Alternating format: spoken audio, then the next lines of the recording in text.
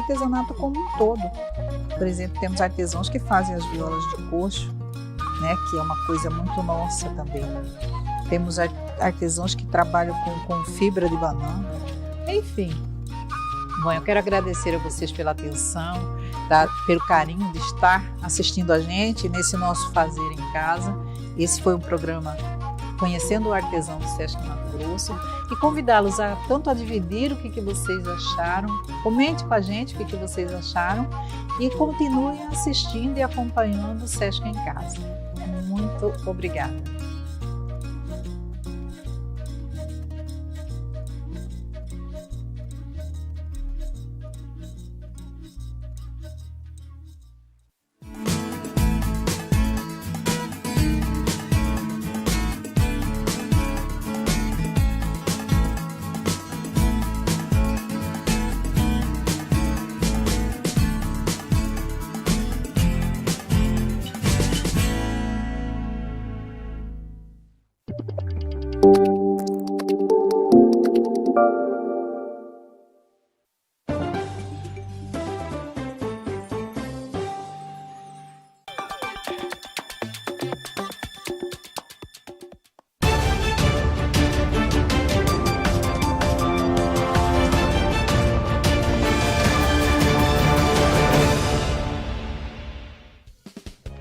Olá, muito bom dia. Está começando mais notícias desta terça-feira, 28 de julho de 2020.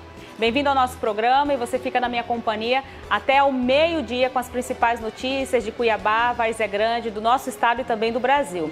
Hoje eu vou acompanhar aqui o nosso programa, porque o nosso apresentador hoje não pôde estar aqui, mas amanhã provavelmente ele já está aqui na sua companhia também. Você pode acompanhar o nosso programa também através do Facebook, nós estamos ao vivo na página do Facebook. Desejo um bom dia para você que está aí na nossa companhia. Bem-vindo ao nosso programa e você fica na minha companhia até o meio. Mato Grosso passou de 45 mil casos de Covid-19. Cuiabá também, o número de casos continua alto. Cuiabá está com mais de 10 mil casos confirmados de Covid-19. E também você vai conferir aqui hoje no nosso programa sobre a informação da Prefeitura de Cuiabá. Ontem, o prefeito Emanuel Pinheiro anunciou o decreto com as novas medidas de horário de funcionamento do comércio na capital e também o toque de recolher que teve o horário estendido para as 22 horas e deve funcionar até o dia 12 de agosto. Mais informações daqui a pouco com o Caio Dias. E também nós vamos falar hoje sobre queimadas. Nós teremos uma entrevista com o tenente-coronel do Corpo de Bombeiros, Dércio Santos. Ele vai falar aí como que está o trabalho do Corpo de Bombeiro na prevenção de incêndios e queimadas aqui no nosso estado. Ele já está a posto, daqui a pouquinho nós vamos conversar com ele. E hoje é dia do agricultor. Nós vamos falar sobre uma entrevista com o Otávio Celidônio. Ele é diretor executivo da Agriub do Sistema Famato. Hoje acontecerá uma live sobre as mudanças climáticas, então daqui a pouquinho ele vai trazer aí mais informações. O Mais Notícias está começando e eu convido você a acompanhar as nossas informações até o meio-dia aqui na TV Mais. E para começar o nosso programa, nós vamos começar mostrando o nosso site. Todos os dias aqui nós mostramos as informações do site tvmaisnews.com.br. E lembrando que você pode participar do nosso programa através do nosso WhatsApp, que é o 99615 4094.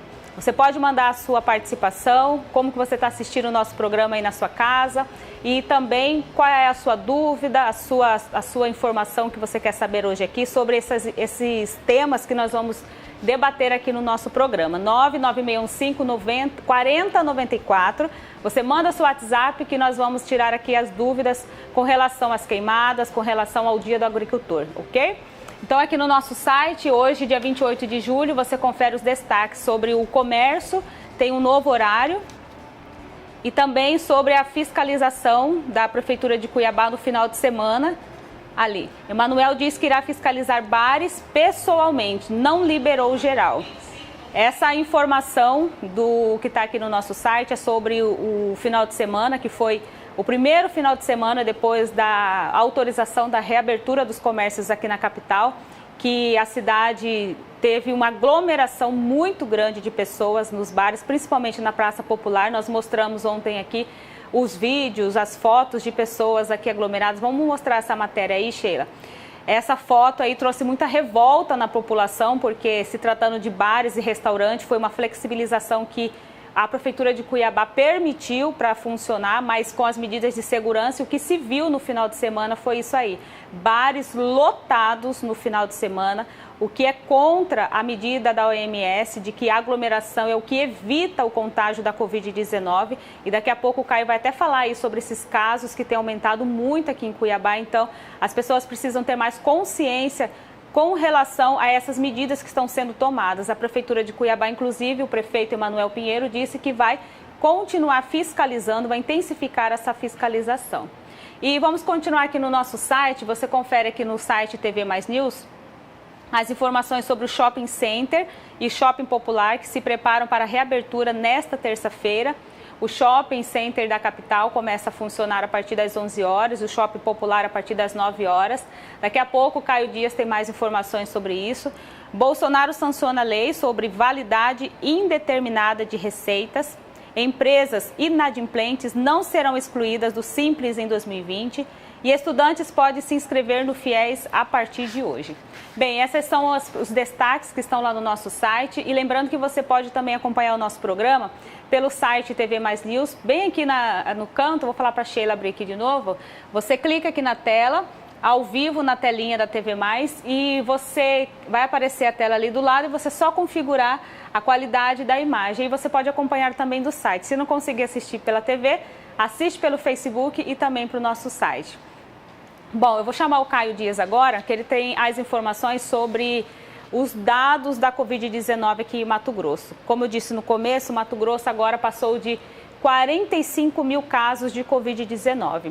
Caio, bom dia para você. Ontem, Mato Grosso tinha 43 mil casos e em 24 horas esse número praticamente aí dobrou, né, Caio? Bom dia. Exatamente, Geisiane. Bom dia para você e bom dia a todos que estão nos assistindo, tanto pela TV, pelo Facebook e também pelo nosso site. Exatamente, é triste falar sobre isso porque Mato Grosso hoje tem 45.150 casos registrados desde o começo da pandemia e 1.664 óbitos por Covid-19, ou seja, foram 48 mortes nas últimas 24 horas. É muita gente morrendo, muita gente se descuidando por conta da pandemia. Como a Geisiane, como você mesmo falou, Geisiane, liberou os bares e restaurantes, as pessoas acharam que tinham que ir logo lá fazer uma aglomeração e não é bem assim, gente. Não é um liberou geral, é liberou para que os comerciantes possam voltar e assim eles terem um pouquinho mais de tranquilidade. Mas, Geisiane, Cuiabá é o maior município de Mato Grosso, porque todos os municípios de Mato Grosso hoje têm casos de coronavírus, mas Cuiabá hoje conta com 10.031 casos. Inclusive tem até um comparativo que eu queria pedir para a Sheila e para o Zé poder colocar aí para nós, que é sobre os meses de junho e julho. Como a gente pode ver, esse é o mês de julho. Tem 10.031 casos confirmados, 2.046 casos confirmados de outras cidades. Mas agora, olha o mês de junho. No mês de junho tinha 3.394 casos na mesma época, ou seja, no dia 27, no dia 28 na verdade, né, mas só como ele é feito um dia anterior, no dia 27 de junho tinha 3.394 e apenas 794 casos de outras cidades aqui na capital, ou seja, a gente vê um aumento de pessoas que acabaram adquirindo a Covid aqui na capital. Então, vamos ter cuidado, gente. Vamos ter cuidado. E para a gente complementar aqui, além de Cuiabá, Várzea Grande também está no top 10, né? Vou ter que colocar assim como um top 10 triste. Várzea Grande está no top 10, seguido de Rondonópolis, Lucas do Rio Verde, Tangará da Serra, Sorriso, Primavera, Sinop, Nova Mutum e Pontes de Lacerda. Mas, Cuiabá teve novas mudanças, o governador Mauro Mendes decretou a nova reabertura do comércio, academias e também bares e restaurantes, mas não é um liberou geral, vamos ter um certo cuidado. Mas agora, Geisiane, você está querendo ir no shopping? Você estava querendo ir no shopping esses dias fazer algumas compras, o que você acha? Você acha que já dá para ir? Olha, Caio, na minha opinião, eu só vou se for um caso assim de extrema necessidade, né? Porque, como eu disse no começo, a flexibilização que foi determinada pelos decretos, pelas prefeituras e pelos municípios, é que todos tenham a possibilidade do comércio voltar à sua economia, né, voltar o funcionamento do seu trabalho, e as pessoas possam ter aí, né, a possibilidade de fazer as suas compras, mas é com muita consciência, né? Os shoppings aqui da capital voltam a funcionar hoje com as medidas de restrição que já haviam anunciadas no outro decreto, como horário de funcionamento, aquela questão do álcool em gel. Não vai estar funcionando o cinema e o parque infantil, não vai estar funcionando ali aqueles carrinhos que são disponíveis para as crianças, enfim. Essas medidas, elas já haviam sido determinadas no outro decreto e elas continuam agora.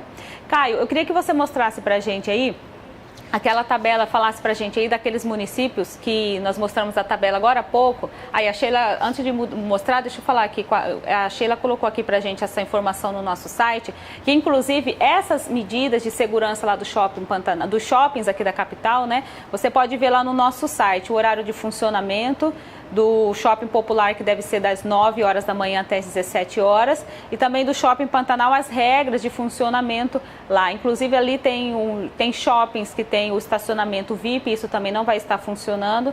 Então a informação completa você vê lá no nosso site. E falando em horário, Caio, nós temos aí a informação de ontem, que foi divulgado o decreto, né?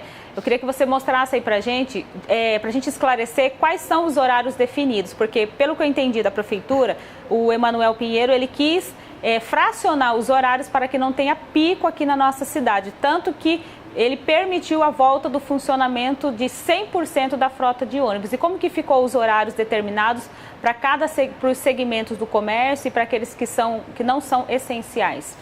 Exatamente, Gisele. A partir do decreto de ontem do prefeito Emanuel Pinheiro para tentar diminuir um pouco da aglomeração, tanto nos ônibus quanto também no próprio trânsito e no comércio, ele definiu alguns horários, que é do comércio de rua, vai funcionar das 9 até as 17, de segunda a sábado. Vou pedir para a Sheila poder colocar também aí na imagem uma arte que a gente mandou fazer, que é o comércio de rua funciona das 9 às 17, de segunda a sábado, tá bom, gente? E os shoppings das 11 até as 9, também de segunda a sábado. Eles não irão abrir aos domingos e também nem aos feriados, olha só, tá lá. Bares e restaurantes funcionando de segunda a sábado, das 11 às 9. Os salões de beleza e barbearias e afins, que também entrou nesse novo decreto, tanto do governador Mauro Mendes quanto também do Emanuel Pinheiro agora, funcionará das 10 até as 8 de segunda a sábado. Vamos se atentar ao horário, tá bom, gente?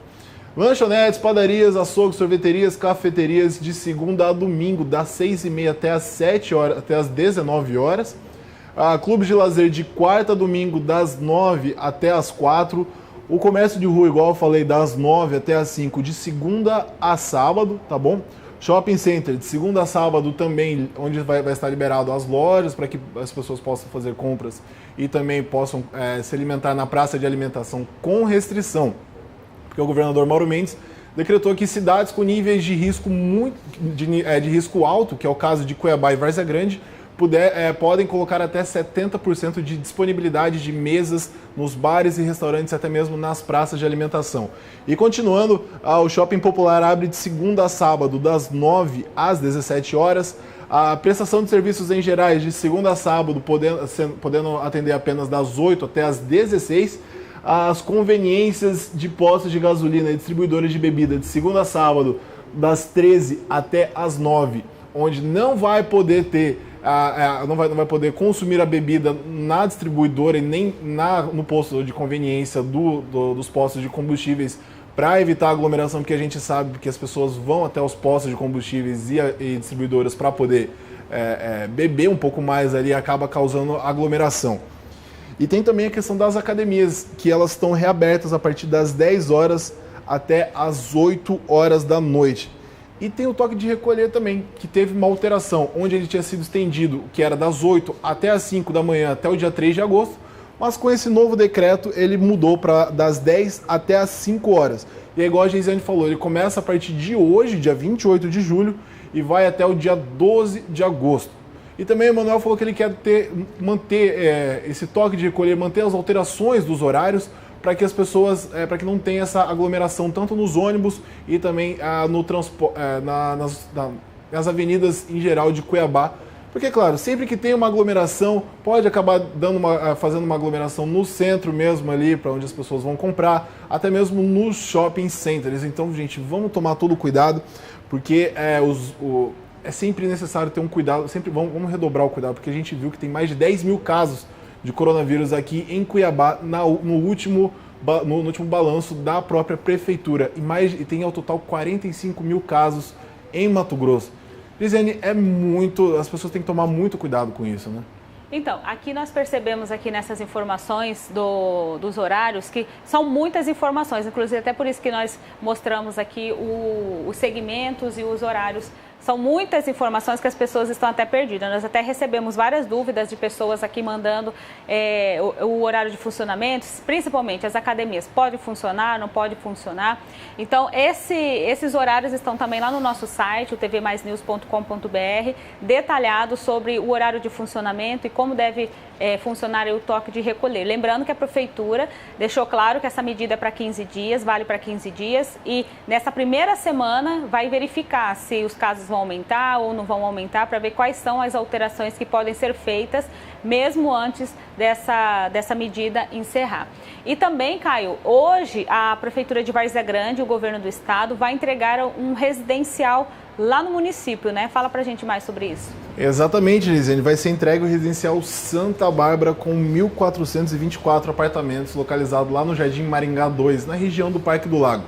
Mas se você que foi contemplado e está achando que vai lá poder retirar sua chave hoje, não, espera, porque a prefeitura montou um plano e provavelmente você deve ter sido informado graças à equipe da Prefeitura de Várzea Grande para que você possa buscar, porque para evitar a aglomeração, porque a aglomeração é o principal causador da infecção do coronavírus, para evitar a aglomeração, a Prefeitura, juntamente da Caixa Econômica, eles decidiram entregar a partir da segunda e terceira etapa do residencial por dias, para poder que o beneficiado vá receber essa chave. Então, gente, tenha calma, se a Prefeitura te avisou, vá no dia correto para que você possa evitar a aglomeração e assim o risco ser menor de ser contaminado.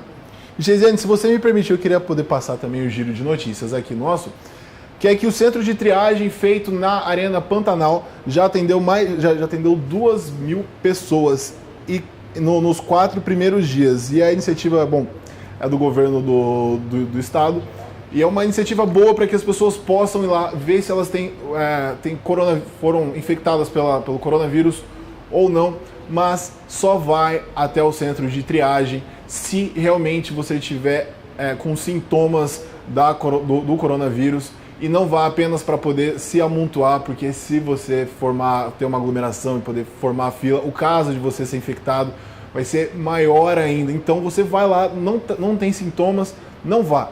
Espere, se você tiver alguns sintomas, vá. E o secretário falou que tem senha suficiente, inclusive tem dias que está sobrando senhas. Então tenha tranquilidade, vá no horário que você acha que pode ali no período da manhã, pegue a sua senha e aí você vai ser atendido ao longo do dia. E essas imagens que nós mostramos aí agora é lá do centro de triagem ali na Arena Pantanal e o atendimento lá continua intenso todos os dias, né, Caio? São cerca de 600 senhas que são entregadas todos os dias e o horário de funcionamento começa a partir das 7 horas da manhã, é isso? Exatamente, a partir das 7 horas da manhã as pessoas podem chegar lá, poder pegar a sua senha e ser atendido, porque vai ter exame sorológico e também para a pessoa poder fazer uma tomografia, porque segundo o médico, o cardiologista, em que foi entrevistado ontem aqui no programa Mais Notícias, para quem tem o caso mais grave, um exame de tomografia do pulmão pode sim ser o diagnóstico para que a pessoa tenha a Covid-19 ou não. E aí, Geisiane, as últimas notícias de quarta-feira a sábado foi que 503 pessoas testaram positivo para o coronavírus lá no centro de triagem. No centro de triagem. Então, você vê aí, né, a importância das pessoas manter o distanciamento, de procurar realmente o centro de triagem se estiver com alguns sintomas, porque você pode encontrar pessoas lá na fila que estão com o Covid-19. Caio, quais são os dados do Brasil? Bom, o governo federal confirmou na noite de ontem que 2.442.375 casos da Covid-19 aqui no nosso país. E ao total são 87.618 óbitos. E o país contabilizava, é claro, 87.000 4 óbitos. Então a gente vê aí que teve um aumento muito grande de números de pessoas que acabaram, infelizmente, falecendo da Covid-19. E o número de casos era apenas não, né? Que a gente não pode falar apenas, mas Sim. era 2.419.091 casos de pessoas contaminadas pelo coronavírus na noite de ontem. Então a gente vê que deu uma aumentada, que as pessoas estão sendo contaminadas por falta mesmo de cuidado, Geisiane. E aqui nesse painel do Ministério da Saúde mostra que são 614 casos novos. Esses números de casos novos, ele também diminuiu bastante, né, Caio? Porque antes estava em torno de 1.000, 1.200 casos novos todos os dias. Isso, exatamente. Já estava beirando ali uns mil até às vezes batia a casa dos 2.000 casos por dia. Isso é bom, a diminuição, porque as pessoas estão se prevenindo, porque realmente a Covid, para quem tem a comorbidade, quem tem uma doença em que a Covid pode prejudicar, pode agravar ainda mais essa doença, acaba falecendo, igual o médico ontem, falando novamente de ontem, da entrevista em que tivemos com o cardiologista, cerca de 30% da população é hipertensiva aqui em Cuiabá. Então essas pessoas têm que tomar um certo cuidado, principalmente quem é do grupo de risco, e até mesmo quem não é do grupo de risco. Então todos têm que tomar o cuidado necessário contra a Covid-19. E se você for infectado, fique em casa, em isolamento durante os 14 dias ou até o tempo que o médico achar necessário para que você seja curado, tome todos os medicamentos em que o médico prescrever para você, compre os medicamentos e tome com todo o cuidado, Geisiane. Ok, Caio, obrigado pela sua participação e qualquer novidade você me chama aqui e traz aqui pra gente, tá bom? Pode deixar que eu volto. Ok. E o número de divórcios aumentou durante a pandemia. Quem traz mais informações é o repórter Luiz Turati. O número de divórcios consensuais cresceu 28,3% durante a pandemia do novo coronavírus aqui em Santa Catarina. Os dados são do Colégio Notorial do Brasil e foram coletados entre os meses de maio e junho e comparados com os números do ano passado. O índice catarinense é quase 10% maior do que a média nacional, de 18,7%. Em números absolutos, os divórcios consensuais passaram de 4.471 no mês de maio para 5.306 no mês de junho. O estado com maior elevação nos divórcios foi o do Amazonas, com 30%, e o com menor elevação foi o de São Paulo, com 1,9%. Esse aumento no número de divórcios acontece porque agora o processo pode ser feito de maneira remota, pelo aplicativo e-Notoriado ou por videoconferência. Mas para que isso aconteça, o casal deve estar em comum acordo e o processo não pode envolver menores. Obrigada, Luiz Turati, pela sua participação. Nós vamos para um rápido intervalo, você acompanha aí o Mais Notícias. Daqui a pouquinho a gente volta no próximo bloco trazendo informações sobre as queimadas aqui em Mato Grosso. Essas são as imagens da CEMOB, agora no trânsito de Cuiabá. A gente vai para um rápido intervalo e já voltamos.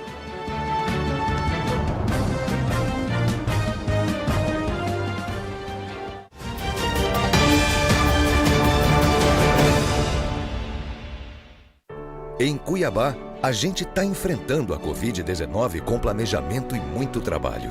Logo no início, adotamos medidas restritivas e de isolamento social para achatar a curva de crescimento da doença, enquanto o sistema de saúde era preparado.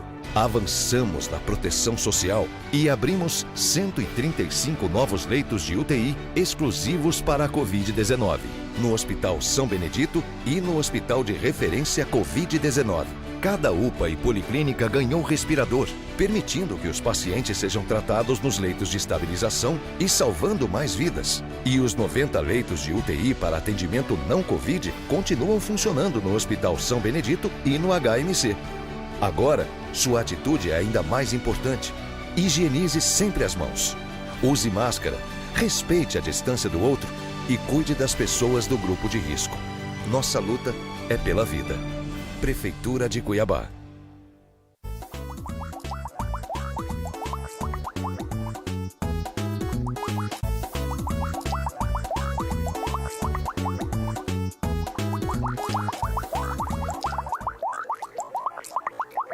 Quinta, essa é uma edição especial sobre vacinação. E o Fundo das Nações Unidas para a Infância, o UNICEF, tem um papel fundamental nessa história, principalmente no que diz respeito a campanhas de imunização em zonas de conflito. Nós explicamos as vantagens da imunização. Uma criança vacinada está protegida. É possível poupar esse medo da morte, a sensação de desamparo. Basta ir ao médico, testar se é imune e, se não for, tomar a vacina. Quinta, 7h45 da noite. Futurando.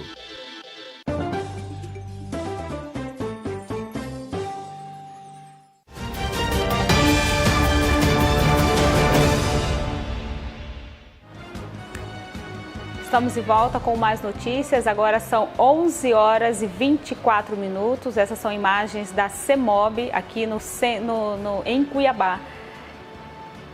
11 horas e 24 minutos. Agora você vai ver uma informação sobre as queimadas aqui em Cuiabá. Você já deve ter percebido que a capital amanheceu desde o último final de semana encoberto por fumaça, que muitas pessoas até pensaram que seria frio, mas não, isso são focos de queimadas que acabou encobrindo a nossa capital. E você vai entender melhor nessa reportagem agora. Neste final de semana, Cuiabá amanheceu encoberta por uma nuvem de fumaça, piorando a qualidade do ar em um momento crítico com a pandemia da Covid-19. O fogo, que atinge o estado desde o último dia 17, já consumiu cerca de 26 mil hectares na região de Poconé, que fica a 100 quilômetros da capital. A falta de chuvas no estado tem contribuído para o aumento das queimadas, proibidas na zona rural desde o início do mês. Ambientalistas, no entanto, registraram incêndios criminosos, tanto para desmatar a floresta, quanto para preparar o solo para plantações. Somente no mês de julho, olhando para o bioma Pantanal em Mato Grosso, foram registrados 462 focos. Ou seja, o mês de julho provavelmente irá ultrapassar o que foram os primeiros 6 meses do ano no bioma pantaneiro, com 548 focos. A causa desses focos de calor está bastante associada ao uso agropecuário que se faz nessas propriedades, visto que 75% aconteceram em imóveis rurais privados. Outro fator são as rajadas de vento, que se intensificam durante essa época, conhecida como a temporada de ventos no Pantanal. As rajadas levam fagulhas que dão início a novos focos. No Mato Grosso do Sul, o governo decretou situação de emergência por causa dos incêndios. A medida tem duração de 180 dias. Os 2 estados já pediram ajuda ao governo federal. Bom, é preocupante, né? O período de queimadas está proibido. Então, agora eu vou fazer uma entrevista com o Dércio Santos. Ele é tenente-coronel do Corpo de Bombeiros de Mato Grosso e ele vai explicar melhor para a gente como está sendo feito o trabalho do Corpo de Bombeiros nessa situação. Dércio, bom dia para você. A gente viu aí na reportagem que os focos de calor, o tempo seco tem proporcionado essa situação. E a maioria dos casos é por conta de queimadas em áreas rurais de proprietários na agricultura. Dércio, bom dia.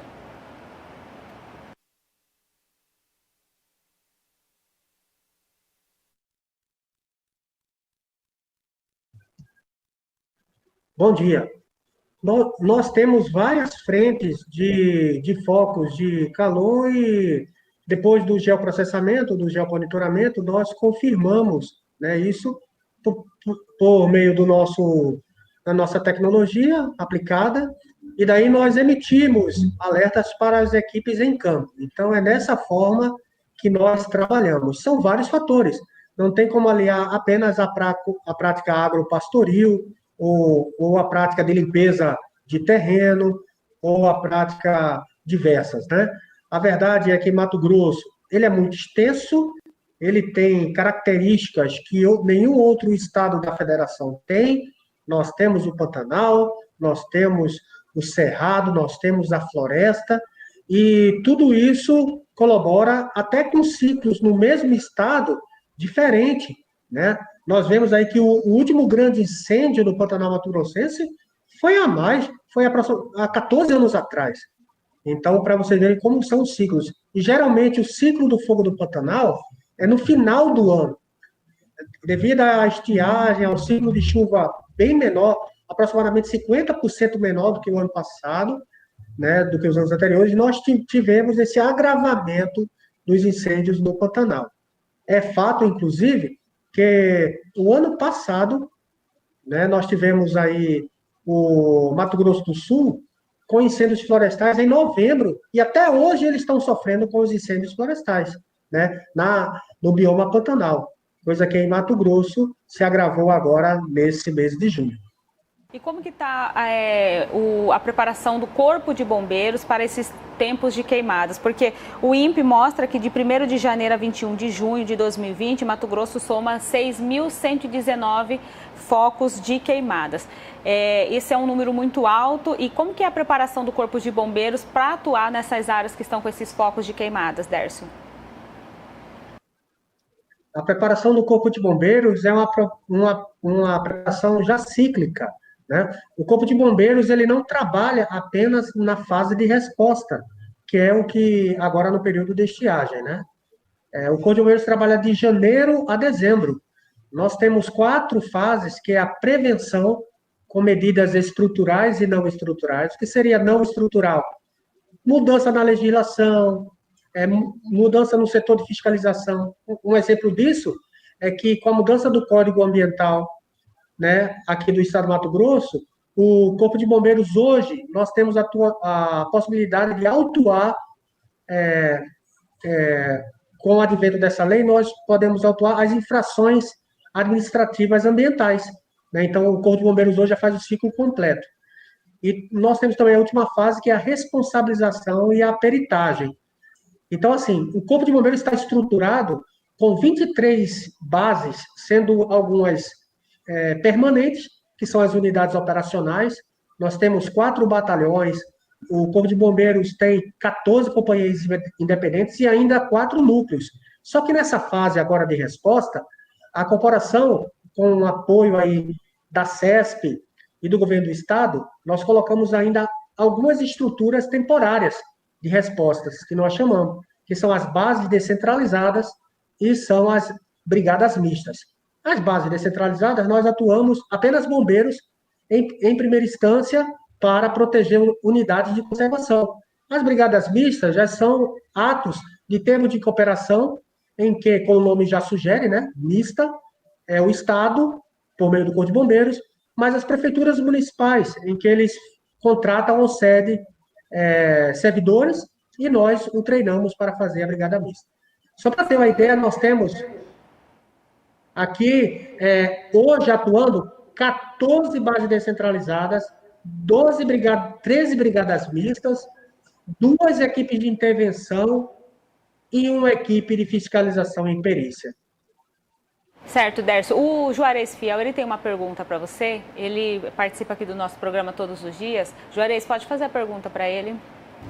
Então, Tércio, primeiro eu agradecer aí a sua participação. E assim, Tércio, o governo do estado hoje, numa parceria com o governo federal, tem um dos equipamentos mais importantes, assim, tipo, você sabe onde que está acontecendo o problema online, quer dizer, em todo o território mato-grossense. Isso chega a vocês têm acesso a isso? Como é que está essa relação dessa infraestrutura que o estado dispõe em relação ao Corpo de Bombeiros? Excelente pergunta. Isso vem a clarear ainda mais quem está nos assistindo. Na verdade, nessa época de estiagem, o governo do estado, ele constitui e implanta o Centro Temporário Integrado Multiagências de Coordenação Operacional. Eu, inclusive, fui designado pelo Corpo de Bombeiros para ser o coordenador geral desse centro. Lá nesse centro, ele reúne várias agências, por isso que chama multiagência. Então, lá está a SEMA, a Defesa Civil, a Polícia Militar, o ICMBio, a DEMA, ou seja, a PJC, outras não governamentais, SESC, ROTOS. Então, são várias instituições que se reúnem para deliberar, para otimizar recursos, trabalhando com integração, né, para uma finalidade única, que é enfrentar os incêndios florestais. Então, essa plataforma, ela já é disponibilizada, mesmo antes dessa temporada.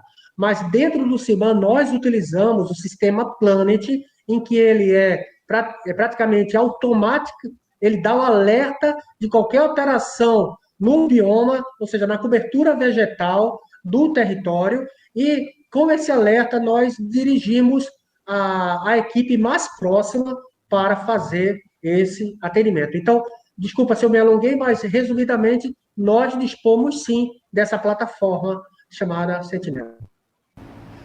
Inclusive eu acompanhei esse trabalho de vocês já há algum tempo lá em Sorriso, que lá também é uma estrutura muito importante, com helicópteros, aviões. Então, o que nos parece é que vocês têm, assim, nesse momento, o que não teve no passado. Então, você detecta pelo CPF quem está na propriedade. Isso também, esses nomes vocês já têm hoje ou ainda falta alguma coisa? Você localiza a propriedade e já tem o infrator ou ainda depende de algumas outras parcerias aqui no estado? Não, esse sistema já está consolidado, né?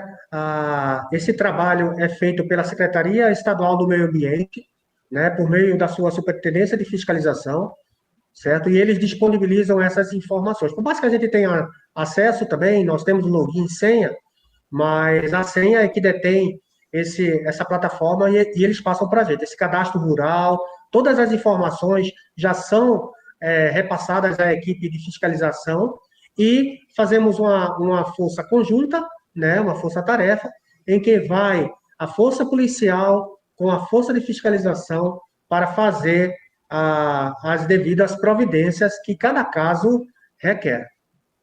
Tércio, e na capital, na área urbana, como que a população pode fazer denúncias em casos de incêndios? A gente tem aqui perto, na Estrada da Guia, na Estrada de Chapada dos Guimarães, todos os anos tem muitos focos de queimadas ali. E nesses casos, até na área urbana também, como que a população pode ajudar o trabalho do Corpo de Bombeiros? Porque a gente sabe que no município tem a Defesa Civil, que também recebe denúncias, mas como que a população pode ajudar nessa questão de denúncias, de informação para o Corpo de Bombeiros em casos de queimadas? Exatamente. Além do telefone 193 e qualquer outro telefone da CESP, os atendentes da CESP já foram autorizados pelo nosso secretário Bustamante de qualquer demanda de incêndios florestais ou queimadas ilegais. Aliás, falar em queimada nesse período já é ilegal, porque ela já está proibida desde o dia 1º de julho. Então, qualquer demanda de incêndio são repassadas. Se for da área metropolitana, nós atuamos com a força operacional ordinária do Comando Regional 1 do Corpo de Bombeiros. Se for da zona rural, aí é despachado para este centro integrado, multiagências, e ele que despacha as equipes mais próximas. A sociedade pode, e até eu falo de dever, né, participar do processo. Se a sociedade não participar, dificilmente chegaremos a resultados positivos, principalmente porque as pesquisas apontam que mais de 96% das ações são antrópicas, ou seja, o homem é que faz o acometimento do fogo. E nós temos um telefone, esse telefone era situado na SEMA, desde o ano passado está na CESP, ou seja, o cidadão que se deparar com qualquer incêndio florestal, incêndio de vegetação, quer seja área urbana ou área rural, pode denunciar, além dos telefones de emergência que ele possui, conhecer, o 90, 93, mas o principal de denúncia hoje instituído do Estado é o 0800 647 7363. Esse é o telefone para denúncia para incêndio em vegetação. Certo. E hoje, qual que é a maior dificuldade do Corpo de Bombeiros? Quais são as áreas que estão assim mais difíceis para combater incêndio hoje? A gente viu aí que na região de Poconé está um incêndio muito alto. E qual que é hoje qual que é a área que está com maior dificuldade de combater incêndio hoje para o Corpo de Bombeiros? Sem sombra de dúvida, Poconé, né?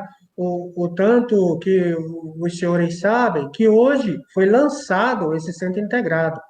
Mas as agências estão trabalhando, como eu destaquei, todas as agências ligadas ao fogo trabalham o ano todo. Então, equipes foram mobilizadas, foram designadas 4 equipes para a região de Poconé. Hoje seria o centro das atenções, né? Nas outras regiões estão controlados os focos de incêndio. A coordenação ela é descentralizada. Nós temos 7 salas de situação que nós chamamos descentralizadas, em 7 municípios, contando com Cuiabá. E são essas salas que fazem a gestão de resposta em seus respectivos com seus respectivos instrumentos de resposta.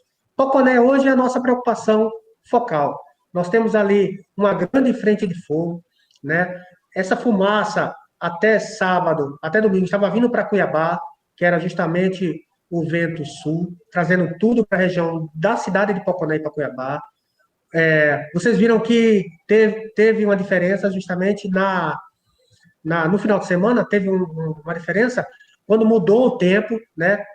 A fumaça saiu de Cuiabá, mas já tem outra mudança de tempo prevista para quarta-feira. Então, a gente tem essas mudanças de vento, aumento de temperatura e umidade, tudo isso nós trabalhamos. O Pantanal ele teve um aumento de biomassa, como eu falei, grandes incêndios aí já há mais de 10 anos, reporta-se as pesquisas, há 14 anos é que teve grandes incêndios no Pantanal, então tem acúmulo de biomassa, as estradas, elas não são manutenidas, né? Várias áreas que não tem o proprietário para cuidar, fazer os aceros, o regime de chuvas do Pantanal está bem abaixo dos anos anteriores, então assim, nós temos vários fatores que propiciam o acometimento do fogo. Então, as instituições estão juntas. A Prefeitura de Poconé, por meio da Secretaria Municipal do Meio Ambiente, nos convocou os proprietários rurais. Foi feita uma força-tarefa conjunta com maquinário, com pessoal, e está sendo realmente muito difícil. Já estamos avaliando, já fizemos 4 sobrevoos desde o início, esse fogo começou dia 17, e já fizemos 4 sobrevoos para verificar uma estratégia que seja positiva. Lá no Pantanal, inclusive, o fogo, ele se propaga até subterrâneo, para os senhores terem ideia, devido aos sulcos e devido ao tipo de vegetação. Então, isso dificulta muito, inclusive, os acessos das viaturas, né? Tivemos viaturas, tratores com pneu com problemas, tivemos acesso, dificuldade de chegar dos locais, mas o serviço está sendo feito em conjunto, integrado, e eu creio que só assim a gente vai poder minimizar os danos, porque não é só a queima da vegetação. Ali tem um ecossistema rico, né, um bioma riquíssimo, estudado aí, pesquisado, e a gente tem o dever de preservar e conservar. Ok, Tenente Coronel Dércio Santos, obrigado pela sua participação, esclarecendo aí para a população essas informações sobre as queimadas. O senhor gostaria de deixar algumas considerações, algumas informações que a gente ainda não passou? Eu gostaria só de agradecer a oportunidade, falar que o Centro Temporário Integrado Multiagência de Coordenação Operacional, CIMAM, está à disposição de toda a sociedade tem que participar, evitando o tal do churrasco no final de semana, evitando jogar bituca de cigarro nas margens das estradas. A gente deve, os proprietários rurais, fazer acero se ainda não fez, né? Porque é necessário uma margem de segurança entre as vegetações. Então, é um momento de integração. Estamos agora num momento muito difícil e a temporada de estiagem, que é o inverno aqui no Mato Grossense, está apenas começando. E denuncie no nosso 0800. Muito obrigado. Ok. Tenente Coronel, obrigado pela sua participação no nosso programa. Bem, como ele falou aí, a preocupação, a gente não tem mais aí somente a Covid-19, que é uma preocupação, mas agora nesse período o nosso estado sofre também aí com as queimadas e agora com esse tempo seco, a baixa umidade do ar a umidade do ar ela baixa, então assim, além disso a gente tem que cuidar da nossa saúde para não ter problemas respiratórios. Então eu vou repetir aqui o número do 0800, que é para você fazer a denúncia e ajudar o serviço do Corpo de Bombeiros que está à frente aí a queimadas. A gente colocou aí na tela, é o 0800 647 7363. Esse telefone vai ficar disponível aí para você fazer a sua denúncia com relação a queimadas, principalmente na área urbana. Nós vamos para um rápido intervalo, agora são 11 horas e 43 minutos e daqui a pouquinho a gente volta para falar sobre agricultura. É rapidinho, a gente já volta.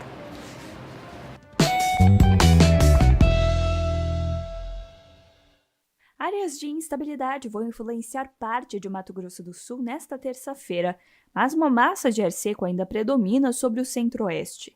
A previsão para o sul de Mato Grosso do Sul é de sol pela manhã, Nas demais áreas de Mato Grosso do Sul e Mato Grosso, Goiás e no Distrito Federal, o sol brilha forte e não tem previsão de chuva.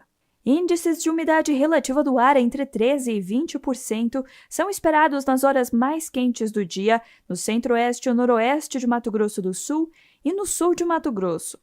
Já em praticamente todas as outras áreas do centro-oeste do país, incluindo Goiânia e Brasília, a umidade relativa do ar deve chegar em níveis entre 21% e 30%. A mínima prevista em Brasília é de 13 e a máxima é de 27 graus, mínima de 15 e máxima de 35 graus em Cuiabá.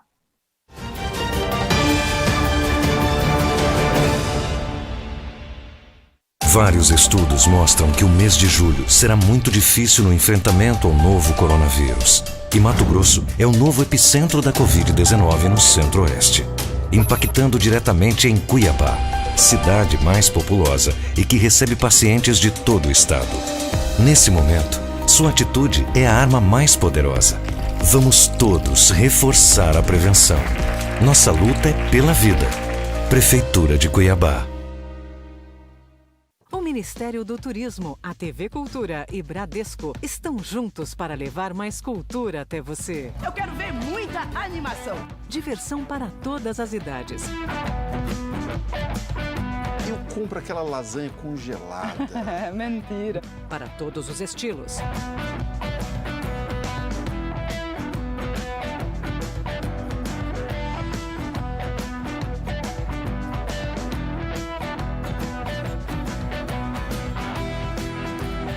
Informação com credibilidade.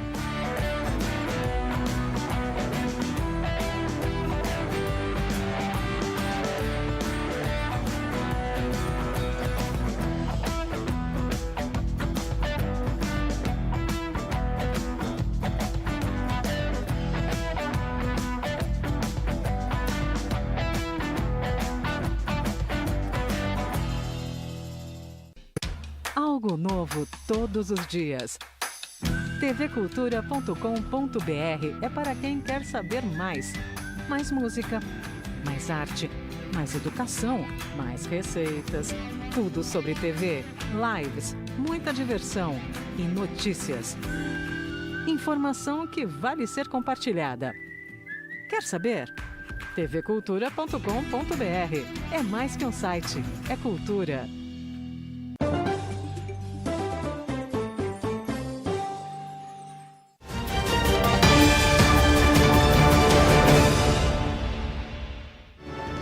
Estamos de volta com mais notícias. Agora são 11 horas e 46 minutos com imagens da CEMOB aqui de Cuiabá. Essas imagens mostram o trânsito agora na nossa capital. Essa semana que voltou a funcionar o comércio aqui na nossa cidade. Uma semana cheia de mudanças, né? Isso aí.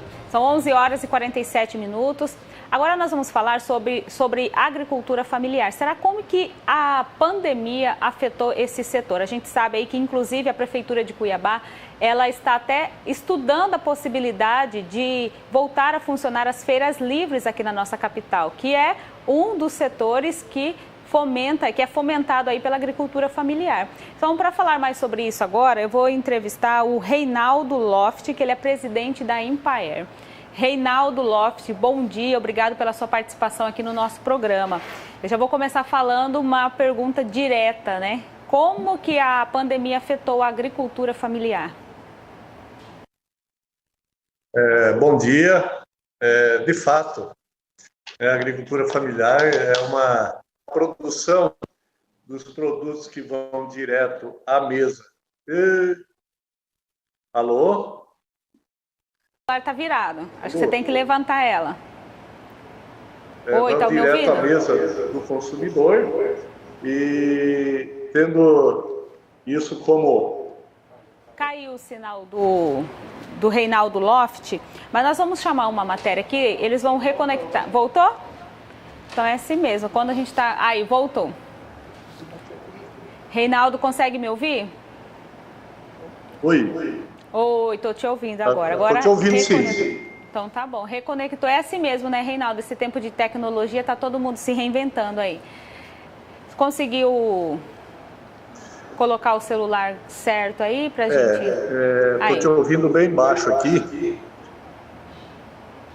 né? Mas assim, a pandemia de fato ela tem prejudicado muito, principalmente a questão da comercialização, com parcerias das associações, cooperativas e prefeituras, numa parceria nossa com essas entidades, ajudamos em muitos municípios aí a comercialização dos produtos. A produção continuou, o atendimento à agricultura continuou dentro das recomendações da Organização Mundial da Saúde, da preservação e os cuidados para o atendimento ao agricultor, não nós fazermos a transmissão, né, da Covid-19 aí. Mas, de fato, tivemos que reinventar, muitas vezes, em muitos municípios, a forma de como atender e facilitar o agricultor, principalmente a comercialização da produção dele. Certo. A gente viu aí que desde o início da pandemia, muitos decretos surgiram, muitas mudanças tiveram que acontecer. E eu queria saber o seguinte, Reinaldo, teve medidas de políticas públicas para o setor da agricultura familiar?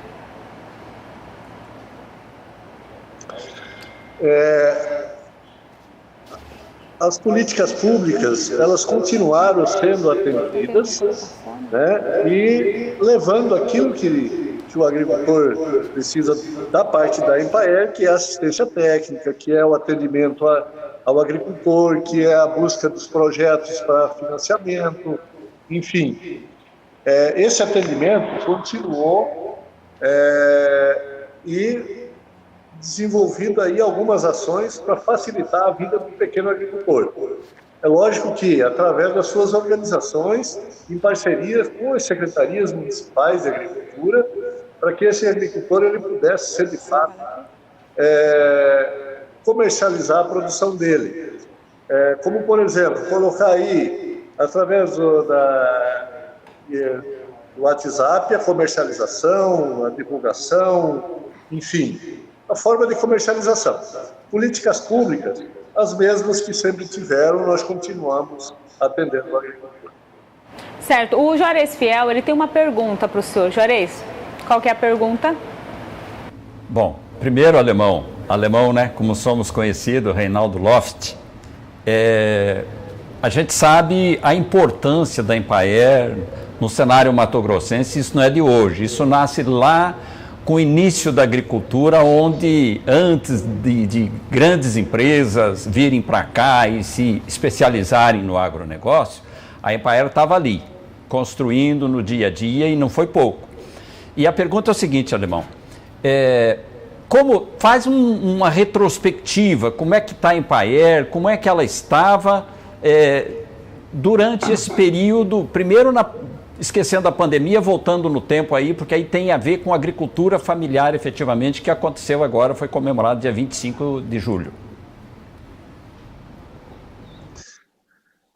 Ô Juarez, o nosso grande amigo Juarez conhece muito de agricultura também, já foi secretário, já foi presidente da Empaer, e a gente sabe que a empresa ela teve aí todo um processo de longos anos de trabalho e de apoio à agricultura, onde que surgiu aí no estado de Mato Grosso o apoio da EMPA, da Casemate, da Codeagri, da Emater, hoje todas essas juntas aí sendo a Empaer, o desenvolvimento da agropecuária do estado de Mato Grosso. Nesse ano e 7 meses que estamos aqui, encontramos a empresa em diversas situações, com grandes problemas, mas com uma equipe de técnicos muito boa, que com muita experiência vem fazendo todo esse trabalho há muitos anos da agricultura familiar. Mas que o governador Mauro Mendes nos pediu para que fizéssemos os devidos ajustes na empresa, diminuindo os custos e aumentando a eficiência. Então, dentro desses trâmites aí, estamos organizado e preparado para execução de um PDV, onde que vamos fazer uma diminuição do grande número de técnicos, mas dentro de uma reestruturação da empresa, não diminuindo com isso o atendimento aos agricultores. E nesse ano e 7 meses também, viemos trabalhando todos os projetos necessários para a agricultura familiar, junto com a CEAF. O governo do estado colocou muitos recursos, a bancada federal colocou recurso dentro da CEAF para atendimento ao agricultor, onde que temos aí alguns programas de desenvolvimento, como a cultura do café, que era uma atividade que estava há muito tempo diminuindo a sua produção e com a desistência de um grande número de produtores, e trabalharam, então, o estímulo à retomada da cultura do café. Então, a região noroeste, a região norte do estado, vem aí numa nova implantação das tecnologias devidas do café, principalmente do Conilon e do Robusta, com a parceria da Embrapa de Rondônia, onde que foi aí, hoje já uma das produtividades maiores de café, já está acontecendo já no estado de Mato Grosso, assim como também está sendo trabalhada a cultura do cacau. Mato Grosso é incipiente na cultura do cacau, mas que temos aí um zoneamento agroecológico da região amazônica, principalmente na região noroeste e norte do estado, onde que tem a possibilidade que a Empaer, na parceria com a CEAF, Embrapa e outras entidades, trabalhando também, as cooperativas, enfim, associações, trabalhando também a cultura do cacau. E a cadeia do leite, com todas as empresas e cooperativas da cadeia do leite, sendo que o estado de Mato Grosso é o maior exportador de mussarela do Brasil para outros estados. Apesar de ter uma baixa produtividade de litro de leite por vaca dia, mas devido também ao grande potencial que nós temos aí de aumentar. Existe um trabalho muito forte, inclusive de melhoramento genético e produção de alimentos, para que aumentamos a produção na cadeia do leite. A Empaer, ela tem feito todo um trabalho com as parcerias devidas para apoio a esse agricultor. Hoje, nós estamos aí prontos, esperando aí o parecer do sindicato dos funcionários da Empaer, para que dê o andamento ao pedido de demissão voluntária e a estruturação da empresa dentro da proposta que o governo do estado colocou. E também dentro da proposta que o governador colocou, estamos agora no mês de setembro, fazendo o primeiro lançamento de uma parte de um aplicativo de atendimento ao agricultor, onde vai facilitar também com que o agricultor tenha os acessos às políticas públicas, onde que a Empaer pode estar operando em parceria com os agricultores, o que existe aí, principalmente dentro do Plano Safra, junto aos agentes financeiros, a colocação de recursos para poder o agricultor utilizar as tecnologias que estão disponíveis. Também colocamos agora um projeto que já vem há mais de 10 anos sendo trabalhado, que é o projeto do REM, que é um recurso do banco alemão com o banco britânico, onde se colocou à disposição da Empaer uma grande estrutura aí para atendimento em 34 municípios. Então, quer dizer, avançamos muito, mas ainda temos muito que avançar para o atendimento ao agricultor. Ok. Aqui, Geisiane, que, por exemplo, nós temos que ter uma responsabilidade muito grande aqui, Reinaldo, porque quem está nos assistindo, nada mais, nada menos que o nosso amigo Luiz Duarte, que sabe tudo também de agricultura. Mas só para... Eu queria que você falasse assim, como que está a questão da regularização fundiária? A regularização fundiária existe uma grande parceria do governo do estado, através do Intermate, SEMA e Empaer, CEAF, com o INCRA, o Intermate, principalmente na coordenação desse processo junto com o INCRA, e já vem sendo também um trabalho, há vários anos sendo desenvolvido, para que haja a eficiência na regularização fundiária e também na regularização ambiental. Essa é um dos grandes gargalos que nós temos para o atendimento à agricultura familiar. O produtor precisa de segurança jurídica, ele precisa do documento da área, ele precisa de limite de crédito, ele precisa do atendimento da assistência técnica, não só da Empaer, porque nós da Empaer não damos conta de atender toda uma gama de mais de 100 mil agricultores do estado de Mato Grosso, mas com todas as parcerias aí, para poder, de fato, o produtor utilizar e ter acesso às linhas de crédito e às tecnologias disponíveis. Então, essa regularização fundiária, ela vem sendo feita.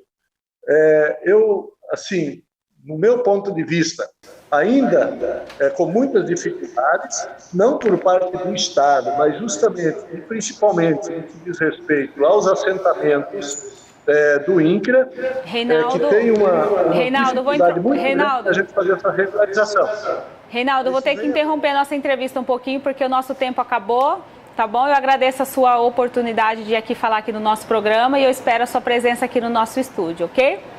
Nós vamos encerrar o programa de hoje agora com a música da I Will Always Love You, na voz da Sara Beatriz. Eu agradeço a sua participação hoje, obrigado para você que acompanhou pelo Facebook, que mandou a sua mensagem também. Até amanhã, o programa Mais Notícias está de volta. Até mais.